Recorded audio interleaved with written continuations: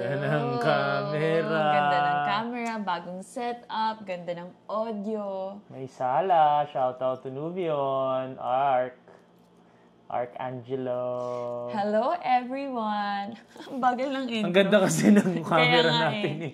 Tapos may demic pa ngayon. Demic pa ngayon. Anyway, pakita ko lang sa inyo yung bago kong watch. Oh! Guys, nakuha ko na yung pangatlo dun sa GMTs. Meron kasi ako nung blue, yung Batman. Meron din ako nung black gray. And finally, I got the orange one here. So, I have mine. Tinanggal ko siya, guys, para mas madali niyo makita. So, it's this one. This one is the Seiko Sports 5 na 28mm. 28mm. Tapos, Dali lang. two-tone. Ipa-focus mo yung camera. Go. Naka-focus na yung sipa, pinatanggal go. mo. Ayan. So, this one is 28mm, two-toned. I love two-tone watches. And then, day-date din siya. So, sobrang ganda kasi ako, guys, talagang ang dependent ko sa watch. Especially sa date tsaka sa day. Oh? So, ako sobrang hindi. Like, super. Hindi ko inaayos sa totoo. So, yung bigay sa akin ni Mikey na quartz na Seiko, minsan, pinapalitan ko ng my date or like my day-date. Yung quartz? Oo, yung isa. Yung rectangular. May Seiko. Quartz ba yun? Quartz. Hindi siya automatic. I didn't know that. Anyway, tas yung sa akin, guys, this is the SSK005, the orange one. Ganda. Oh. That one is really nice. GMT to, guys, eh. So, you know, for jet setters like us. Oh! So anyway, thank you very much to Seiko Philippines for sending these over. Sobrang solid, guys. Ako, honestly, like to my sillies out there, my first watch was a two-toned Seiko Sports 5 na parang nasa 31mm yun. Tapos day-date din siya. Personally ako, gusto ko talaga two-toned. Para kung ano man suot ko, ayan, naka-mix and match sila. Silver or like gold, yellow gold. And then this size, medyo naging into small watches ako ngayon. Oh. Kasi pwede siya pag formal eh. Like for me my preference. So, yan, ganda nito. Tagal ko na dito mas formal yung mas maliit. Yung Panda ko 39 eh. Medyo mas formal yun kesa sa mga ganito ko. Ito pang everyday watch. Sa akin parang mas versatile yung pang formal tsaka pwedeng hindi. True. Kesa dun sa more casual. So, yun lang just want to say. Anyway. Thank you very much, Seiko Philippines. Thank as you. Always. Okay. So since yun na rin malamang yung topic natin yun, sinasabi ko nga, jet setters tayo. Ano tayo jet setter? Baby, just kakapunta natin ng Hong Kong. It's just one country. Jet setter, you know, that's our second overall trip out of the country. Yeah. Yun ang pag-uusapan natin kasi people are gonna ask. Okay. Gusto naman yun. Sana magandang audio natin. Oh, wag ka mga-conscious. First time ko ginamit eh. Paano ba't ka pa nag-invest sa gamit? Medyo dapat kasi taasan mo. Taasan ko ba? First time ko ito ginamit. Anyway, I'll go. Okay, so we went to Hong Kong. Alam mo, babe, ito yan Ano?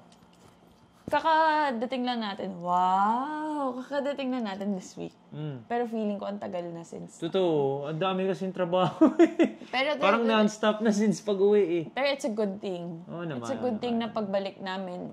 Diba? Na, Pang mababawi na agad yung gastos. Pa Christmas season. So we actually really enjoyed Hong Kong. Gusto kong bumalik kasi it was my first time to go around Hong Kong talaga. I feel like madami pa ako hindi napuntahan. Na si Mikey napuntahan na niya. Like yung mga peak, ganon. What's the other one? Ocean Park. Ocean Park. Hindi ko din napuntahan, but I wanna try it. Actually, first time ko din mag-Hong Kong na may pera. Like, I've been saying that, sinasabi sa kanya, first time ko lumabas ng bansa na may pera. Because there's a different vibe. Kasi di ba, makakapag-shopping ka, you can try different kinds of food, different restaurants, hindi ka nagtitipid, 'di ba? Dati kasi when I would go to Hong Kong, nag-work ako sa ABL noon, magko-cover ako ng game, so kakain ako doon sa pinakamura para yung TF ko doon sa trip na 'yon. Hindi ko mababawasan, 'di ba? So, first time ko talaga na nag-enjoy kasi medyo sumobra ata sa pag-enjoy. Well, ikaw based on our credit cards. Medyo napasaya. Pero masaya sobra. Ako, honestly, wag ka mag-ayos kasi feeling ko blurred ako. Hindi. Kasi nakafocus sa'yo. Okay, so ako, feeling ko naman, Ano ba? Ano ba masasabi ko about your Hong Kong trip? Nag-enjoy. Nag-enjoy ako. I saw Disneyland. Oh, For doon the siya naiyak. first time, doon ako naiyak. And sobrang memorable niya. Like, iba pala talaga yung feeling when you see your, kapag pinapangarap mo na places before. Lalo ako kasi since maliit ako, di ba? So, di kami nakapunta ng family ko. And when I saw Disneyland, honestly guys, yung na-feel ko, sabi ko, dadaling ko doon yung family ko. Kasi, I know na yung experience nila, like first time, totoo yung word na magical talaga siya. Kasi parang, wow, totoo pala na may castle, totoo pala na, alam mo yun, like, tuntua ako, nakita ko si Mickey tsaka si Minnie, kasi, totoo pala, alam mo yun, like, kahit dun lang sa time na yun, feeling ko totoo sila. So, di lang sila nasa TV, ganun. So, ayun, super enjoy naman kami. There was a bit of shopping. Saan? Ako nakabilang bagong camera. Sa Hong Kong? A bit? Ay, wag. Ikaw ang point of comparison ko eh. So, talagang... Sa'yo a bit, yung sa sa akin hindi. a bit. Malala yung kay Mikey, talagang nag-splurge. Paano kasi, si Mikey may hugot siya from Thailand. Ako kasi nung Thailand, in-enjoy ko na eh. Kailan tayo nag-Thailand? May? May. So, nung May, well, honestly kasi, 6 months. for full disclosure, financially, malayo na from itong Hong Kong compared to Thailand. Pag-land namin galing Thailand, that's when I first started to get into luxury. As in, pag-land namin. It's not financially, babe. Pero financially din, medyo malayo. Hindi. Ako, I don't, parang, syempre, there's progress. There's constant progress. Hindi malayo. Naman. Pero, you can't use na financially, yun yung reason bakit hindi ka nakabili nun sa Pero medyo, Thailand. No. babe, you have to understand, when we went to Thailand, I would not buy like Golden Goose. Because I couldn't. But like, alam ko, no, hindi siya I couldn't. Mali yung word ni Mikey because that time Layo na nun, babe. Ano ba't alam ko? Bakit? Wala pa ako sa frontline nun. Hindi pa ako nagti-TVJ nun. Para sa akin, yun yung turning point sa akin. Yung frontline, yung TVJ. And then, Hindi. babe, yun yung turning point. Babe, pagbalik pa lang natin, ito yan, wait. Let me explain kung bakit tingin ko kay Mikey, hindi siya financial problem during that time we were in Thailand. So, when we were in Thailand, di niya lang talaga thing yun. Di niya thing yun because he never really experienced it. But, pagkalan namin dito, wala pa atang like 1 week. O see? So, hindi siya the money you... No, but you remember during that time, guys, minantli ko yung Loewe. But still, meron pa din. Hanggang nga binapera ko yung... Pero my point, babe, is it wasn't, hindi siya because... It was. Because it will give you confidence when you have the money. When you have money and you're confident dun sa money na yun at nasanay ka na dun sa level na yun, which dun, feeling ko nga from Thailand to Hong Kong, nagla-luxury ako, nagkakakumpiyansa ako, nakaya ko na. So when I got the confidence from money, from financial, a better financial state, and then nag-start na para sa akin kasi, ang turning point talaga was when I got into frontline and I got into TVJ. Yung isang araw na nag-TVJ ako, feeling ko it really clicked there. Because the brand started... Meron na tayong brand started hindi. Sure. It was because of the brands too. Hindi. Kaya nga, feeling ko nga, dahil dun sa TVJ na yun, na naging milyon ang nakakita, imposibleng hindi ka napansin dun. Or ako. So, nag-start talagang nag-snowball effect. So, from May to Hong Kong, grabing snowball effect. Kaya pagdating ng Hong Kong, medyo nagigets ko na yung luxury game, yung mga brands, di ba, naturo na sa akin ni Mika, of course, yung manager namin, tsaka si CK, sila talaga very luxury na, kumbaga si CK, wala pa siyang pera.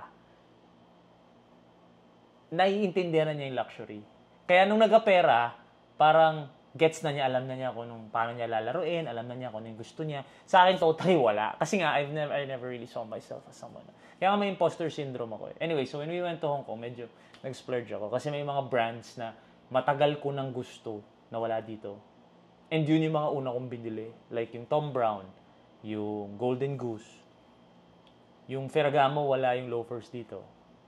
May Thom Browne naman dito, wala lang yung design. Wala yung design. Oh, yun nga, exactly. Yung Tom Brown doon kasi talagang store. Yung Tom Brown dito parang pop-up lang eh.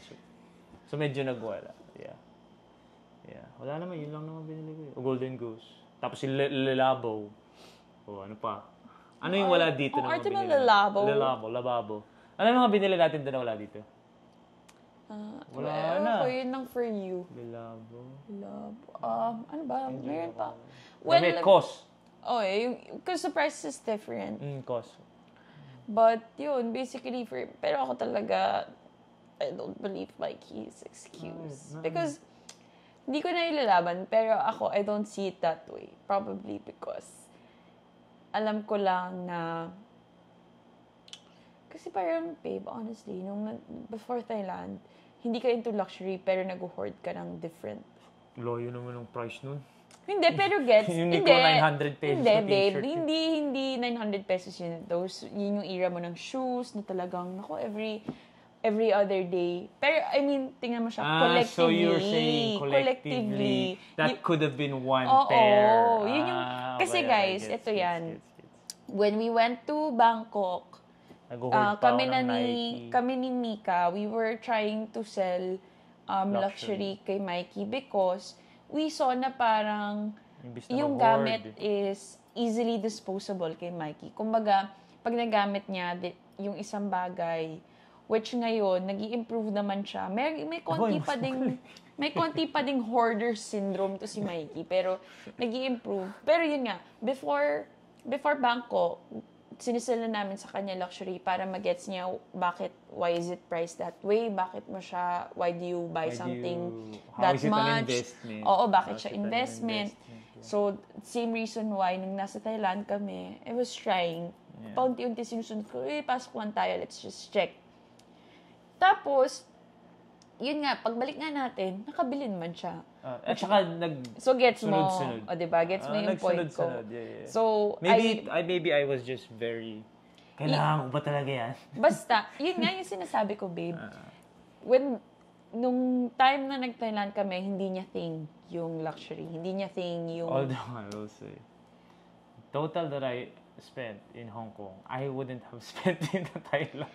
Hindi naman, well, that's a gift. Well, given yun siguro for you. And siguro the way, I know, yung nanonood ng mga tao, they would also agree na, syempre, when you continue to work, when you continuously work, and talaga nagsisipag ka, diba, more often than not, talagang nagpo-progress din naman yung nangyayari sa life mo. So, medyo 6 months. Oo, hindi ko siya kino-compare na kung ano yung ginawa mo sa Hong Kong, kaya mo yung gawin noon. Pero just the thought. Hindi ko lang talaga naintindihan. And, you know what, I've been on both sides kasi. Siguro yun yung difference namin ni CK. Si CK nga kasi, even prior to being able to afford these things, talagang ano na niya yun, like, one day, ganun. Ako kasi nung time na yun, talagang, kabibili ng ganyan.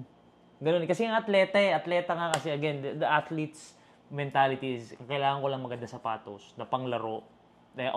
Maybe your time. Yeah, siguro nga. But all the brands, ang alam lang namin yung brand was Nike, Adidas, yun lang.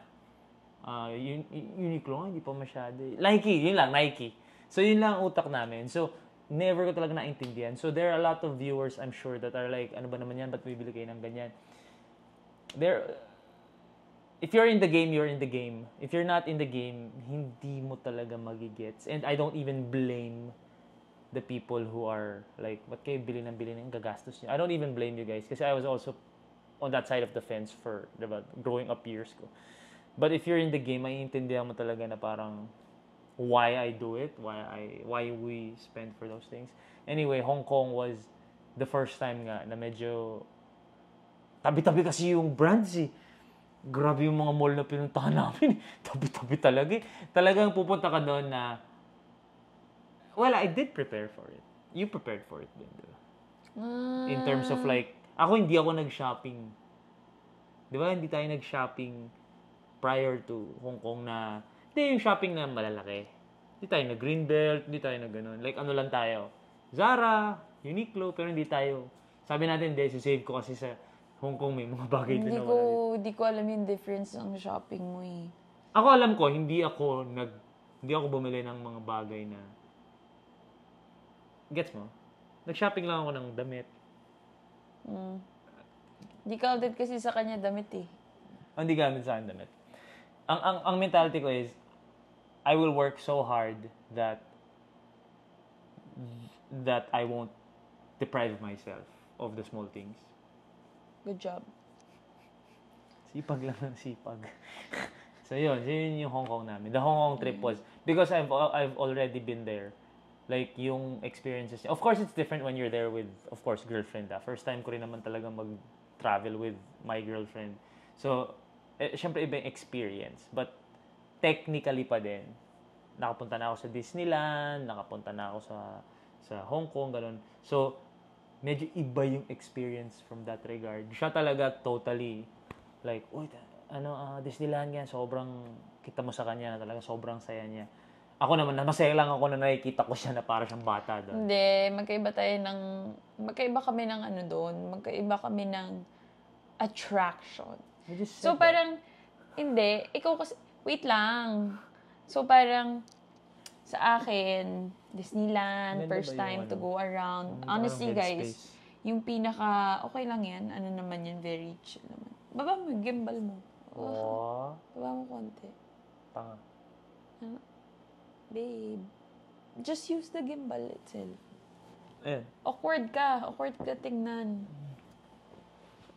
Yeah. Wag masyadong relax naman. Medyo upright. Ayan. Okay, so ano yung sasabihin ko? Ano nga yung sinasabi ko? Ayun, about Disneyland. Oo. Kasi parang, ako nung tuwan-tuwa ako sa mga Disneyland, tuwan-tuwa ako nun sa cable car. As in, very touristy ako nung time na yun. Tapos, sinabi ko nga na, I was there, parang tourist, first-timer. Kiniklaim ko na first time ko, kahit technically, second time ko na sa Hong Kong. Si Mikey, nandun siya as a shopper. So, yun ang attraction niya talaga, which, talaga binigyan ko siya almost 2 days. Nagsisingit lang ako ng mga gusto kong tingnan. Pero almost 2 days din yun na, kung anong gusto mo, ano bang hinahanap mo na brand, sige, puntahan natin, babalikan natin, ganun. And, yun, madami pa kaming hindi napupuntahan. I think, Ay pa ba? Oo, I think, it's a good experience also na, kasi, ako yung basis ko for a good trip is yung gusto namin bumalik or like willing kami bumalik. And honestly, natuwa ako kasi malamig. So, feeling ko babalik ako dun pag malamig pa din siya. Oo, malamig na. Pero kung hindi, baka hindi ko bet kasi puro lakad. So, yeah, Hong Kong was It was a good experience. It was fun, not gonna lie. Talagang the whole thing, diba? Being able to, yung mga dessert, yung food. Na-realize ko lang na ang mahal sa Hong Kong, guys. Yeah. Pag nag-math ka talaga, every time, parang, wow. Wala ata kaming kinain doon na less than 2,000 pesos. Kahit yung McDo eh. More than by McDo. Yung McDo siguro 1.5. 1 to 1.5. Mga ganun. But then, when you look at the prices, they're cheaper than the ones na kumain kami ng dinner, ganyan. Pero yung dinner kasi namin, minimum 3,500, 4,000. Pero kasi, alam mo, honestly, hindi rin kasi kami yung perfect travelers. That's why I didn't want to go into the, honestly, almost everyone told us naman na medyo mahal lang yun sa Hong Kong. And we would agree. Pero kasi, ayoko din mag-preach about, like, budgeting kasi di kami marunong mag-itinerary. Di kami marunong mag-itinerary. So, ano lang nandun? Kung ano yung gusto namin pupuntahan namin. When it comes to food during that trip, hindi kami nakapag-try ng mga Michelin star. A good thing, one of our friends ni Mikey Silamika knew a friend who was there na yun, medyo doon nakatikim kami ng local restaurant. Di rin kami yung mga duck, hindi namin na-try. Kasi nga, we were there mostly si Mikey to shop, ako talaga to just see it. Yeah. So, hindi rin tayo, hindi tayo nag-explore in terms of food. Alam mo, may effect kasi yung hindi mo ma-translate yung nakikita mong signs. Like yung menu sa labas, like pictures lang tinitingnan. Hindi, pwede naman. What happened lang was, honestly guys, kaya ko naman yun eh. Like, kaya ko siya i-translate, Google Translate. Like, gaganon mo lang yung phone. As a Gen Pero Z. kasi, again, yung travel namin ni Mikey, specifically this Hong Kong trip, very go with the flow. So, every time na kakain na kami, gutom na kami kasi nga ikot kami ng ikot sa mga gusto namin puntahan. So, kung ano na lang abutan. So, kung ano na lang abutan. Pero, alam mo yun, kung sasabihin nyo maging responsible kayong travelers, kaya ko namang i-arrange. Pero, leading to that trip kasi, madami din kaming like work. So, feeling ko, tinig din namin siya as pahinga. Like, even si Mika was kind enough to tell us na, sige, wala muna kayong work, enjoy nyo muna yung bakasyon nyo. So, part of that, hindi ko din sinrest yung sarili ko na, ay, dapat may itinerary, dapat may ganito, dapat may ganyan. And it's nice, it's very, sabi ko nga, iba yung feeling din now. Kasi, again, thank God na nag-progress yung kung sino kami nung nag-Thailand kami to now na nag-Hong Kong kami kasi parang now mas na-feel ko din how it is to travel na sige kung anong makita mo doon, kung may gusto ka, food man yan or kahit ano, may chance ka to experience it. And then, yun, na parang pagbalik namin dito guys, honestly, doon lang namin nakita lahat ng expenses, sa totoo lang. Kasi ang hirap mag-math doon, nakaka-disappoint nga kasi medyo mahal. So when we got here, pikit mata talaga kami ni Mikey na, okay, yun naman kasi talaga dapat yung deal. We use credit cards for the points, for some of the benefits, yung mga conversion rate, transaction rate, ganon. We use credit cards for that. But if we had the choice, we'd rather use debit para wala na kaagad. Pero yung sayang points eh. Ayun nga, sayang points. So sabi namin, so, pag-uwi, the deal always is, pagbalik namin from travel, the next day or the next week, bayad na siya kaagad. Basta na-max yun na lang. Na-max yung mga credit cards. Binayaran naman agad. Kung makamax ka naman, hindi ganun kataas yung mga credit card namin, guys. As in, pa-starting. Pa-entry level pa lang siya. So, yun.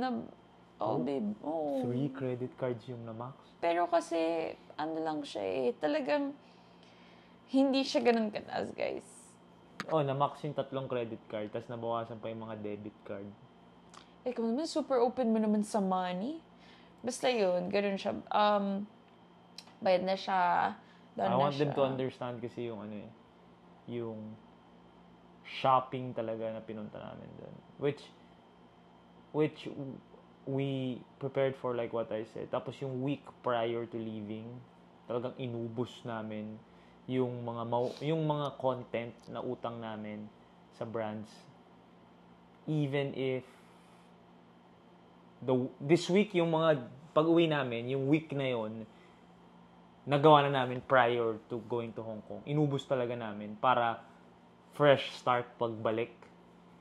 So pagbalik namin, fresh yung pero marami pa rin hinabol, 'di ba? Pero still yun lang. Parang feeling ko kasi na sobrang sinipagan namin nung linggo na yun para hindi kami ma-guilty. 'Di ba? Parang mentally prepared kami for the expenses. Kaya pag-uwi talagang tsaka yung flight pa uwi, yun, feeling ko mentally prepare namin yung sarili namin. Ito yung mga kailangan bayaran pag-uwi. And then, ulitan na lang, trabaho na lang ulit tayo. Kaya sobrang kami ngayon. Sobrang alipin kami since we got back, which is, di ba, how it is naman talaga normally. Kaya itong Pasko talaga. I think it was the best time to go on a vacation because we prepared ourselves for the Christmas grind. Which, babe, that's the reason why we scheduled it that time. Kumbaga ngayon, Christmas grind na kami ngayon. Like, gano'n na. And na-refresh. In fairness, na-refresh. Parang feeling ko when we got back. Ako, personally, when we got back, parang okay, game. Ano yung mga kailangan natin create na content, ganyan.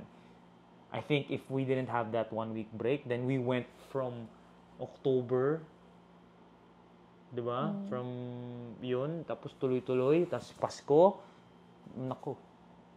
Diba? So, sumakto yung Ano naman Tiny yan? break na yan. Kanya-kanyang ways to motivate yourselves pag Tsaka masustain. kanya-kanyang way of taking a break.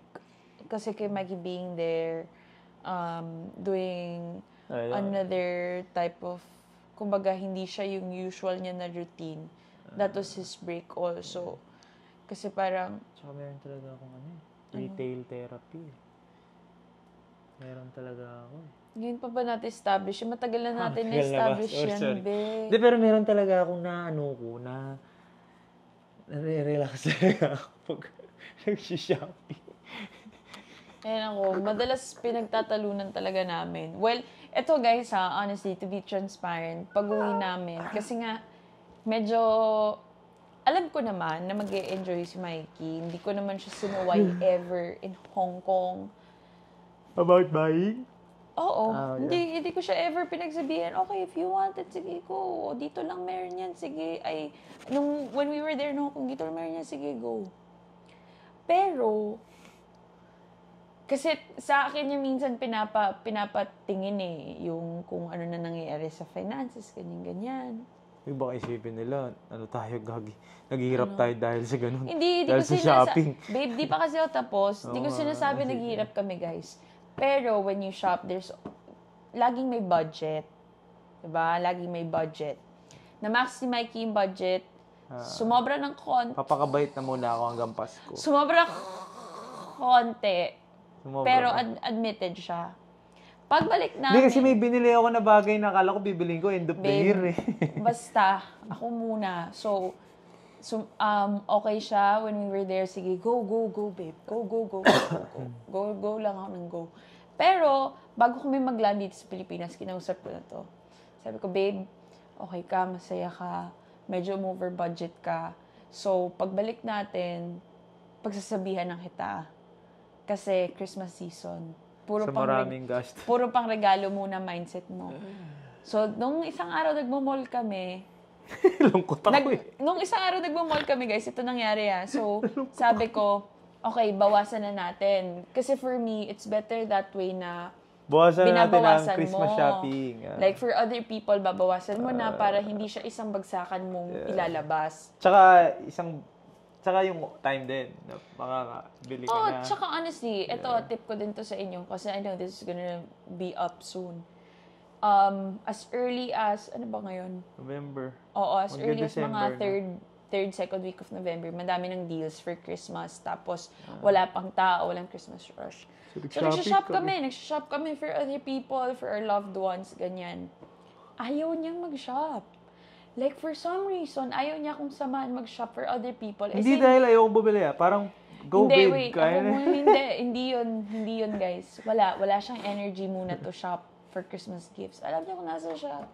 For someone na meron ng hairdryer, nagtitingin siya ng bagong hairdryer. Sabi ko, bakit? Ba't mo tinitignan niyo? Wala, sabi mo, wala parang ang ganda Tapos muntik Alam na mo siya. may mabili lang. Guys, nagpakuha siya ng stock. For the first time sa relasyon namin, tinigil ko talaga. Like, first time na ako nagsabi. Partida mura lang yun Oo, pero kasi, tinitrain Trip ko ko nga, yung mindset nga yung tinitrain ko. Kasi talagang hindi talaga siya tumitigil. Kasi talagang, sabi ko, babe, focus tayo, gifts muna, gifts.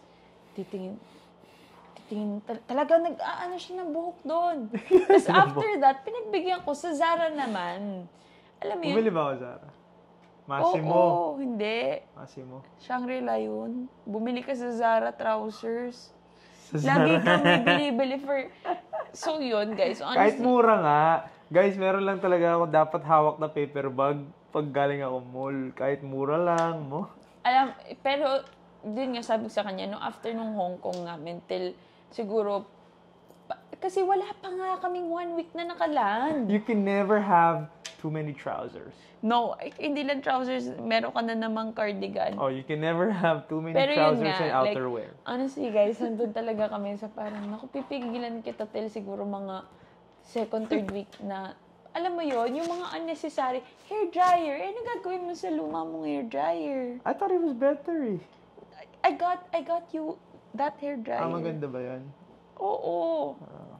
Kala ko Ano yun? Ayoko. Akala ko Lazada yun. So basically guys, yan ang life update namin ngayon. Nag-enjoy kami sa Hong Kong and nagtatry kami mag-recover. At saka nakamotor akong bago. Sino yung sunod ko siya shoppingin? Motorcycle gear. Okay. Yun lang. But yeah, that's basically Update lang naman. Guys, thank you very much again sa Seiko Philippines. Yes, thank you. SSK005. Thank you. Thank you. Thank you. Thank you. Thank you, Seiko Philippines. And also guys pala, support nyo din. If meron pang stocks, yung limited edition. Yung rice Maganda yung cost nun. 1.5, no? 1.5 pieces lang. Oo, 1.5 pieces. And then they 1,500. partnered up dun sa partnered up, na ano kasi ako, partnered up with Sitmo. So a part of the profit mapupunta sa Sitmo para i-save or preserve yung Banawe Rice Terraces. Ay, ang ganda. Very iconic. Alam niyo naman yung Banawe Rice Terraces for Filipinos like us. I think it's the symbolism of the tsaka yung detail of parang may rice terraces sa loob. I think it's more of that. Kaya it makes the watch all the more special, di ba? So yun yung fourth Philippine limited edition ng Seiko Philippines with of course yung sa Philippines. So, sobrang solid, guys. Kuha na kayo nun. And also these. All right. Yeah. Thank you very much, guys. Please follow us on all social media accounts. And yun, thank you very much support niyo as always. Sobrang we appreciate all of you. Yep. Oh, and by the way, this is our November episode. So Once a month. by next month, guys, check na natin yung manifestations list. Yeah. Manifestations list na next. Peace and love. See you on the next one. Sabihin mo! Kala ko papasabi mo, follow for more. Peace. And we'll see you on the next one. Bye, sissies! Mundo ng camera. Pero dito na namin binili to. Bye. Ano? Saan natin binili to? BYG. Shout out to all of you. Bye-bye.